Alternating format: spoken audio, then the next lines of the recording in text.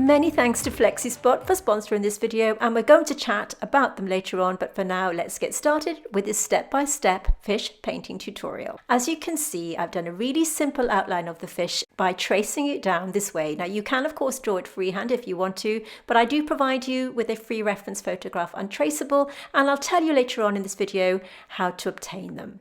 The paints that I'm using today are by Maymarie Blue, and all of the materials I'll be listing in the description box underneath this video, but as I always say, use whichever colours you have. I have a clean glass of water, my little mixing palette and my very old brush that I use for mixing my colours, and we're going to begin by mixing a watery mix of nickel titanium, and this is a really pale opaque yellow colour. We're going to be working wet in wet to begin with, which simply means that I'm going to apply the water onto the paper like this and then drop in my colour. So the colours that I have mixed on my palette here are nickel titanium, and the pale blue is cerulean sky blue, followed by the ultramarine deep. And once I've applied the water straight onto the paper, you can see that by just dropping in the nickel titanium, which is this lovely soft lemon colour, it'll naturally blur into the damp paper. Now watercolour has a really bad press for having that kind of ugly duckling stage, so if you are new to painting, I highly recommend that you watch this video all the way through. It's a little bit of a long one, but you can see how that tricky process unfolds. When the nickel titanium has settled into the paper, I apply a mixture of the cerulean sky blue and the ultramarine deep, and I'm simply dropping it into the wet paper like this. The paper that I've chosen to use for this tutorial is a 300 GSM rough press paper. I really like the texture of it, and it just means that it makes the blending a little bit more natural and organic looking because it's quite a robust paper. You can see how I'm just dropping in this pigment just here and there to give the illusion of the scales on the fish. Now this is our first wash, and we are going to be applying quite a few layers for this painting. We're going to be waiting for each layer to dry before we apply the next, but at the beginning it's all about building our first washes and our first layers to make our subsequent layers really easy to follow and apply.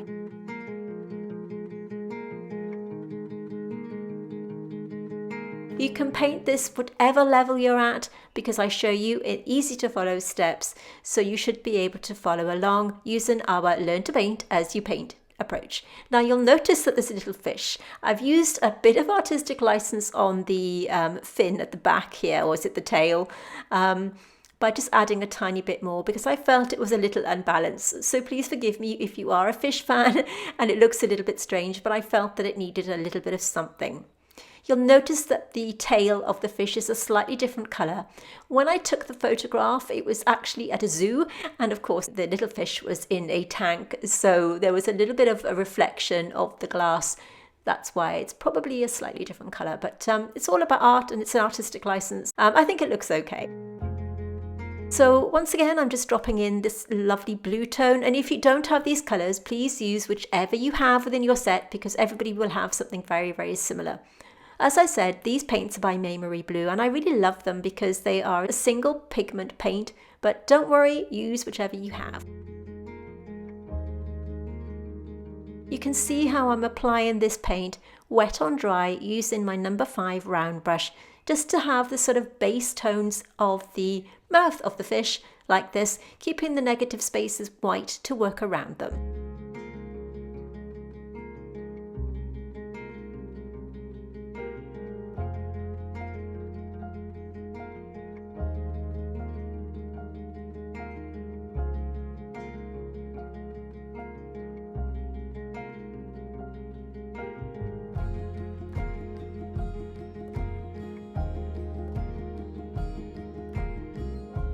So once everything's dry, we can start to think about the next layer. So this is our ultramarine deep, and I'm going to be mixing transparent orange. This is by Schmincke. All the others are by Maymarie Blue, and the other colour you'll see there is permanent carmine. And once again, we're going to be working wet in wet, applying the water where we want to drop the paint. So be sure to stay within the pencil line.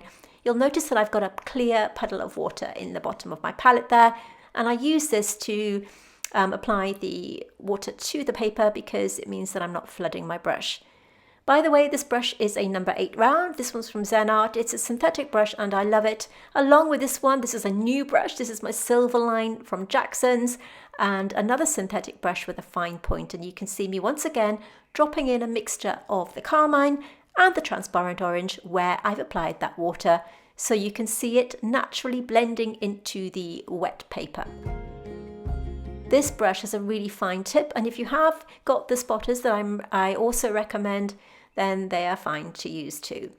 Notice how I'm cleaning my brush and patting it on my kitchen paper before applying another layer of paint. This helps with the blending process, and I have done a separate video on how I apply my paint, which I'll put in the top of your screen right now should you want to take a look later on. So once that paint has settled, I'm using the tip of my brush to gently manipulate that paint into the damp paper to start the sort of beginnings of the shape that we're going to be following later on when we apply our other washes. So just use the tip of the brush, gently merging that paint into the existing wet paint. You have full control of this way of painting because you're working in small areas at a time, so nothing to worry about. Take your time and enjoy it and just paint with me.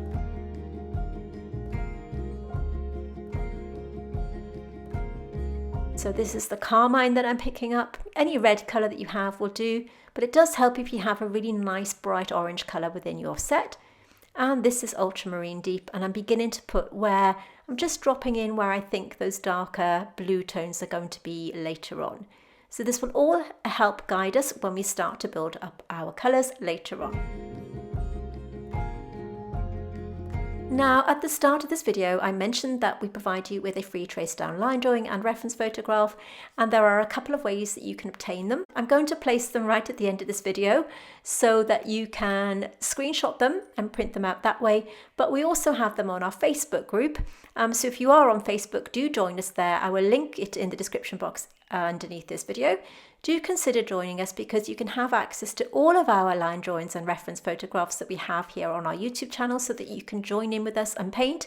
And you can also post your finished paintings and have some feedback from me and our other fantastic members. We are an amazing community over there, so do consider joining us. Everyone is super friendly and you'll always get positive feedback from everyone, including me. So right, this time we're working wet on dry, which means that the paint has completely dried and we're applying this layer of paint directly onto the fin like this. Right up to the pencil line using my number 4 round brush like this, and once I've applied it to the pencil line, cleaning my brush in my small puddle of water, patting it on my kitchen paper and then just blending it through. Super easy to do.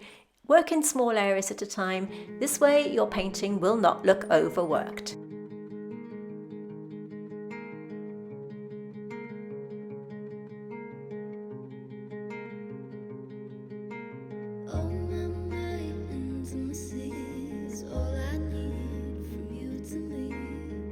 So picking up the carmine and going to the outside of this tail, and you can see I've just dropped a tiny bit of carmine onto the paper, which I'll remove in a moment with a magic sponge. Using the tip of my brush to go into the corners.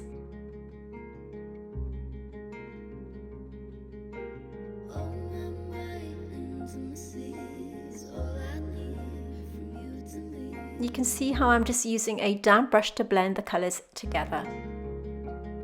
Everything's really light at the moment, but remember this is just our base coat and we're going to be building on this much later on. I've chosen to use a sort of beach theme for this week because I live inland and I had a rare trip to the seaside recently, which I've loved. So you can see here, this is the damp synthetic sponge. This is the damp magic eraser. You can buy them from Amazon and it's just damp and you just sort of remove it like that. Now that everything's dry, we can have a super close-up look at these colours here. This is Neutral Tint and Ultramarine Deep. And again, this is our beginnings of our wash, so very carefully working around the eye like this, making sure that we retain the lighter elements so that we don't overwork it and we keep those white areas in place to give the illusion of shine and the softness of the eye. Working in small areas at a time, wet on dry, so that our colours don't merge together. We want to have full control at this point. So you can see I'm switching between the Neutral Tint and the Ultramarine Deep, and I'm also mixing them together in a slightly thicker mix here to just paint the center of the eye like this. Once again, taking great care not to touch the white areas of the eye. I've kept the photograph on screen for you as usual because you've asked me to do this, and that's where we're going to keep it from now on. But again, you can access the line drawing and reference photograph right at the end of this video. Just blending out the areas like this with that damp brush again. Make sure that when you do your blending that your brush is just damp and not wet. If your brush is wet, you don't pat it on your kitchen paper first. It will merge the colours and splurge them and give you a little bit of a bloom. You don't want that. So once you've cleaned your brush, pat it in the kitchen paper and then blend it through. So you can see the colours that I'm picking up here, and then I'm just blending it using the tip of my brush like this. I wanted to get super close for this for you so that you could see exactly what I'm doing.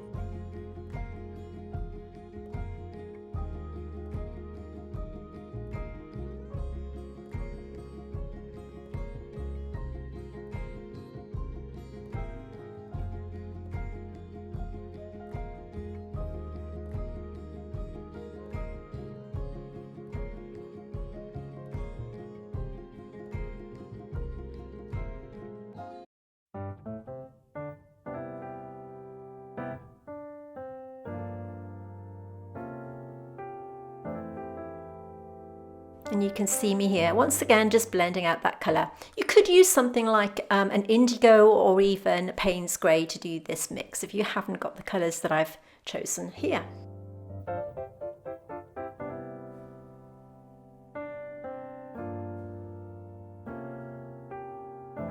As long as you work in small areas at a time and you make sure that each layer is completely dry before you apply the next, your paintings will not look overworked or muddy.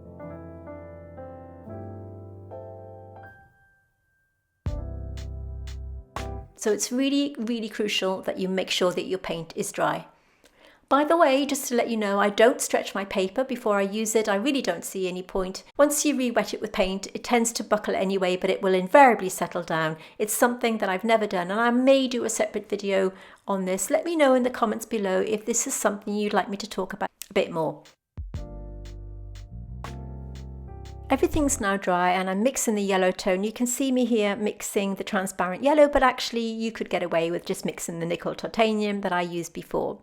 If you are enjoying this video, you may want to show me some love and give me a thumbs up. It's a way of letting YouTube know that you like me. We release new content every Tuesday, and if this is something that appeals to you, you may want to consider subscribing to our channel and hitting that bell notification so that you don't miss new content every week. So you can see me here just dropping in the Viridian, and also we are on Instagram at The Wonders of Watercolour. Do join us over there because we post pretty much daily. We have behind the scenes stuff and lots of fun things as well. So I've just dropped in the Viridian there that you saw, and also the ultramarine deep going on the outside of the fish here. We're still building up our layers bit by bit and very slowly, and you can see how these colours are naturally merging together on the paper. Just dropping in a tiny bit of the neutral tint mixed in with a tiny bit of the ultramarine deep around the eye here, just to give it a bit more form. Once again, everything's dry, so you can see me adding these colours to the mix this time, slightly thicker than before, using our initial wash as a guide. So now that we know where to apply the colour, we can go in a little bit more, with a little bit more confidence, so that we know where we are going to be applying that paint. I do apologise for the slight camera shake there. I wanted to get as close as I could to this painting for you so that you could see exactly what I'm doing. So notice how I'm just going around the outside of the area that I painted. Like I said, with a lot more confidence now because I know exactly where I'm going, using the same process as before. Once again, using my reference photograph as a guide. Just gently blending in the ultramarine deep and working around like this.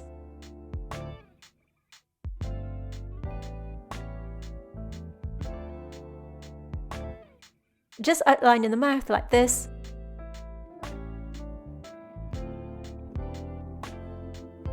And just carefully working through the middle part.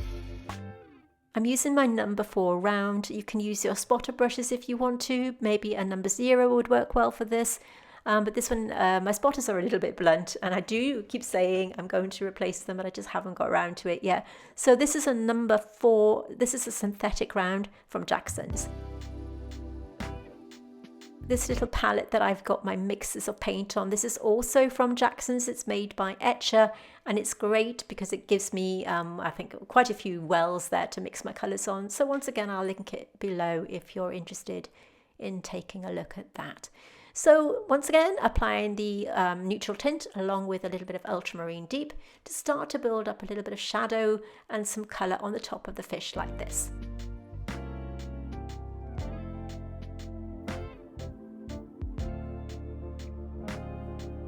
You can see I'm just using a really soft kind of wiggly motion to apply the paint, and notice how I'm working in small areas at a time. No panic here, stress-free painting, just using a little bit of paint at a time, working through bit by bit.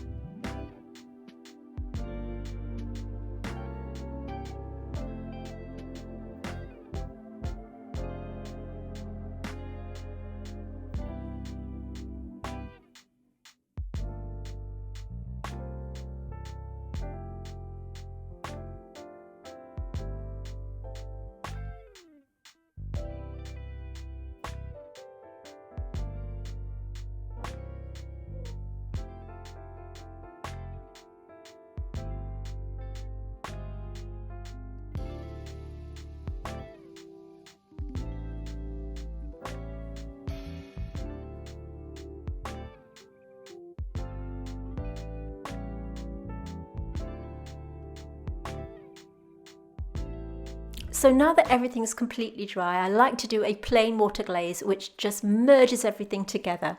Now, we all enjoy sitting painting, and what better way to learn than, of course, by watching my tutorials. But sitting for long periods of time can be a little uncomfortable, right? So today I'm using a standing desk, and even though I've only been using it for a short period of time, already it's a game changer. So let's just pause for a quick word about today's sponsor. This old table stood me well, but its wobbly legs, unstable surface made working a pain. It had a strange height and drawers that wouldn't open. The struggle, my friends, was real. This is the FlexiSpot Komar EG8 standing desk. The height of the desk can be adjusted like this, and it also has 4 programmable height presets so that you can adjust the height with just the touch of a button, making the transition between sitting and standing super easy. The FlexiSpot Komar EG8 has 3 convenient USB charging ports, keeping your devices powered up throughout the day without those annoying cords tangled up underneath your desk. The embedded drawer looks super slick and has a great space for me to have easy access to my office supplies as well as my paints and brushes. The FlexiSpot Komar EG8 has made such a difference to my workflow and productivity, whether I'm writing scripts, filming or painting. The option to stand while I'm working is a game changer for me, and it also sits nicely within my small studio space.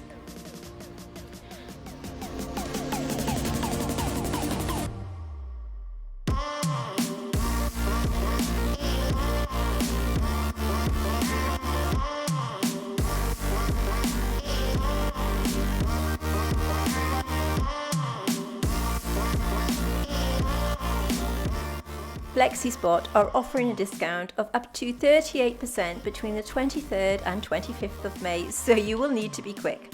So if this is something that interests you, then click on my exclusive link, which I will put in the description box below. Thank you once again to FlexiSpot for sponsoring this video.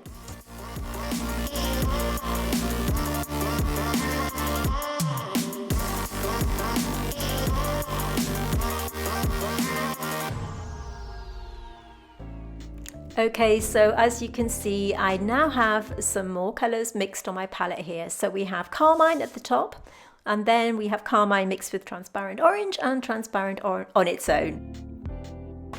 So using this wet on dry, I'm mixing these colours as I work through to make them have this really vibrant boost of colour on the washes that we've already applied. So I'm dropping in the carmine and then a little bit of the carmine mixed with the transparent orange. I'm just using the number 4 size brush and pulling that paint into the pattern that we've already created with our first washes. So this kind of takes all the guesswork and all the stress out of the painting. Once I hit this area, I'm cleaning my brush and patting it onto the kitchen paper as I would normally blend, because I want this element to have a slightly more transparent look. On the upper part of the fin, we're going to boost it with colour by dropping in that beautiful permanent carmine and the transparent orange, as you can see me doing in a moment. But first, I'm going to apply this paint to the outside edge of the fin and then just packing a punch with that beautiful carmine and transparent orange, just giving this a really strong boost of colour. I'm dipping between these colours on my palette. I'm not being too fussy as to which colours I use where. I just want this to pack a punch and have a really vibrant colour. Don't take your colour right the way down the fin, because we want to retain those lighter colours that we painted earlier on. And the same on the other side. I'm mixing carmine with transparent orange, dropping it in where I feel necessary, leaving those little gaps to create that negative shape that we painted in earlier on. So we're just painting around those lighter areas just to give that sort of another dimension and a little bit of texture. So using the tip of my number 4 round just to get right up to that pencil line and sharpen them up like this.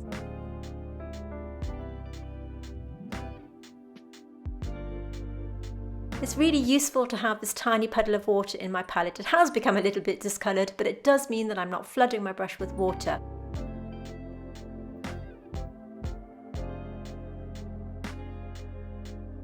So onto the tail, and once again, the same colours, just use them wherever you feel necessary. We're not going strictly to the photograph, as you know by now. I'm just mixing them up and blending them through like this. Be sure to pat your brush dry before you do your blending, because as I said earlier on, if you don't pat your brush and you apply your waterlogged brush with right up to your paint, it will push that pigment away and make your paint bloom, and we don't want that. So just gently tap it dry on your kitchen paper, and I'm using the residual paint on my brush to pull some shapes like this.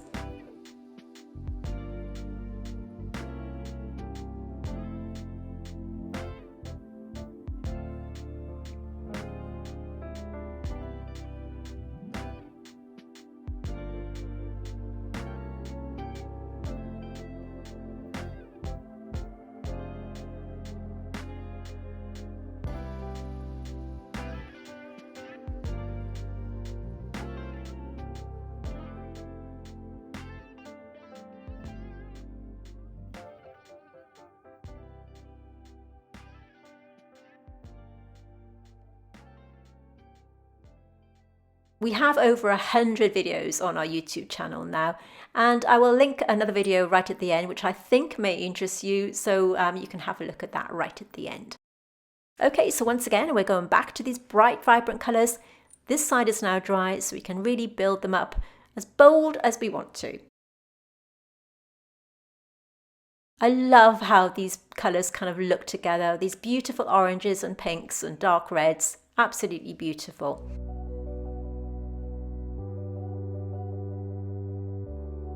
You can see when I'm applying this colour at this stage that I'm leaving some gaps here and there where we applied our initial wash, and this gives it another element, another dimension, and makes it stand out. You can see those lovely light colours coming through underneath, which gives it another level of vibrancy.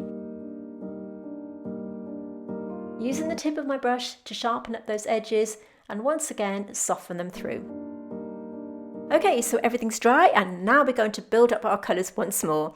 Back to our original colours, where we're going to be mixing that lovely cerulean sky blue and of course the nickel titanium in exactly the same manner as before, making sure that we apply that water where we want to drop our paint. And we're going to be dropping the nickel titanium in exactly the same way as before. Right over the top of that damp water and dropping in the 2 blue tones as we did in the first wash.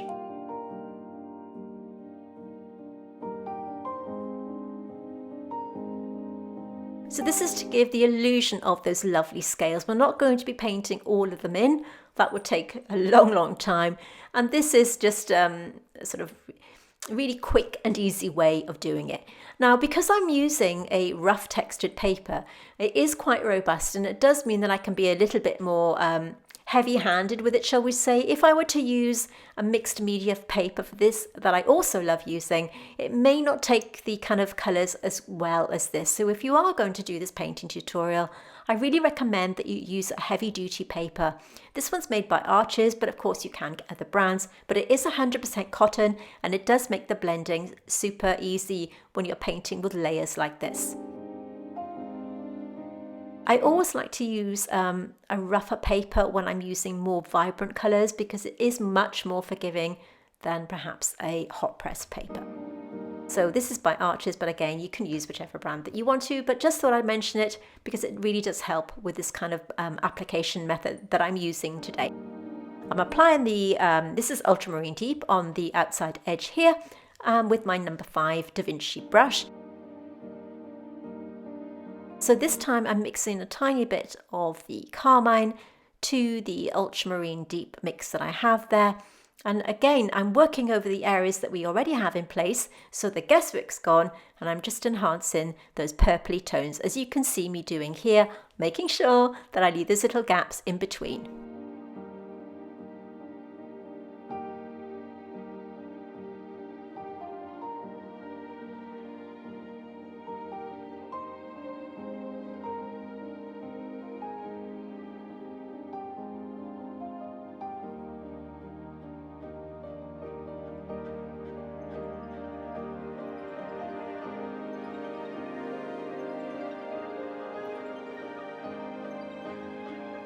You can see how I'm using this opportunity to also sharpen the area where the fin hits the body of the fish, and again working through like this. Not working strictly to the photo, but you can see I'm leaving little gaps where those lighter areas are.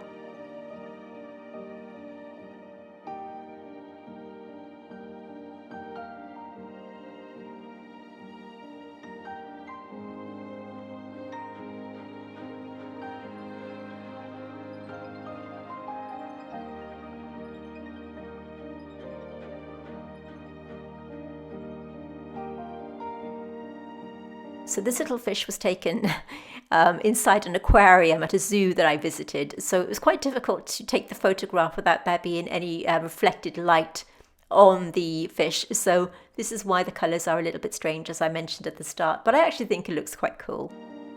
There was a little bit of photoshopping going on, but I think it turned out quite well. I really liked the photograph. So you can see me now, I'm using this is the mixture of French Ultramarine, sorry, the Ultramarine Deep and the neutral tint.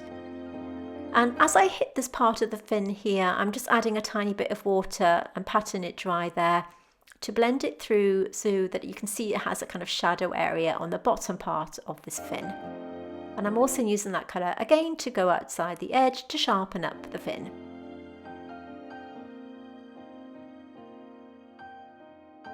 And the same on the other side.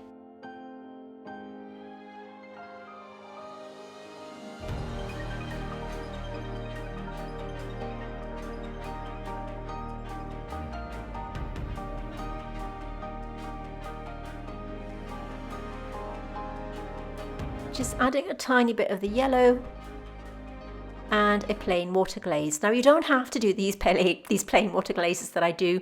It's something that I like to do as I work through. I really do think it helps with the blending and it helps kind of unify everything. But if you are worried about it, then don't do it. But really, make sure if you are going to do it, that your wash is completely dry before you add your water.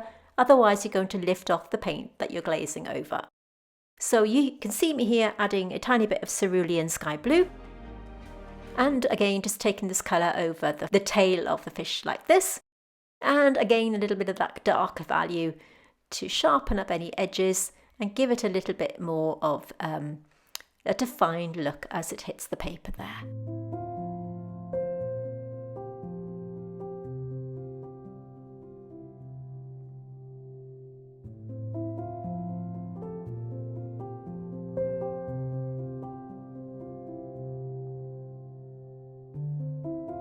I don't know what type of fish this is. I mean, obviously it's a very different looking fish now that I've added an extra part of the tail. But if you do know what it is or what it was originally, then do drop it in the comments underneath this video. I'd be interested to find out. And I do apologize for changing it. Okay, so this time I'm going to add a tiny bit more of this color. This is Ultramarine Deep with the neutral tint and just enhancing the areas that we painted in at the beginning.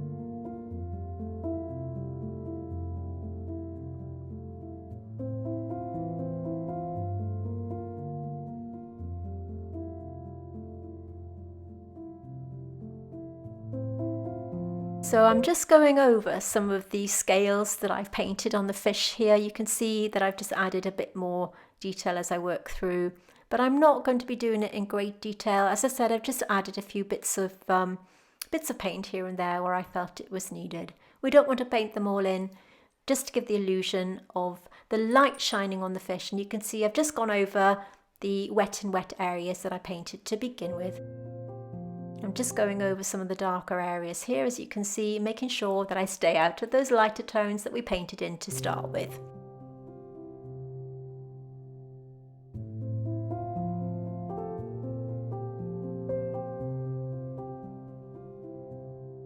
Okay, you can call it finished at this point, but I have this colour that I bought from Jackson's. It's by Daniel Smith and it's called Cascade Green, and I've been dying to use it for quite a long time. And what perfect way than around this fish. This colour is so special and so amazing, I had to show it to you. If you follow us on Instagram, you'll have seen me do a swatch-in video on this because I absolutely love it. In the tube, it looks like nothing, but when you use it wet like this, something rather magical happens, as you will see in a moment. It separates out into what can only be described as like a gold and a blue colour. It goes on like this, and you can see if you are nervous about painting in a background, please don't be. Please just apply your water where you want to drop that paint in. So you're just going to be working around the outside of the fish. And you can see that by dropping in the paint like this, it's naturally blurring into the water wash that we've applied. As I apply it, I'm working in sort of sections of the fish at a time so that you don't get overwhelmed by applying this background all in one go. So all I'm doing is I'm dropping in that pigment where I've wet the paper and moving it sort of gently up to the pencil line like this. And look how it splurges out. And I'm working on each section at a time like this. And you can see already that the paint on my palette is separating into these beautiful sort of gold and blue tones. And you can see on the paper, now that this is settling into the paper, how it's becoming this beautiful kind of different colours on the paper there. As it settles into the paper, it really does look just beautiful. And I'm dropping in some more of it here just to give it a little bit of an extra oomph. Using the tip of my brush to manipulate the paint in. Don't worry if you have any gaps where it hits the fish, because you can put them in later on when the paint dries. It's just a case of getting this background in place if you want to. If you have got a green tone that you want to do this with, that's fine, but I highly recommend getting this colour because of its beautiful tones. You can see at the top part there, the colour's beginning to separate out where you have that kind of blue tone and that goldy tone. And I think this does work better on a cold pressed paper that I'm using today because of the texture, and definitely work wet in wet because it makes that colour separate really, really beautifully. Just adding a bit more pigment and just dropping it in like this.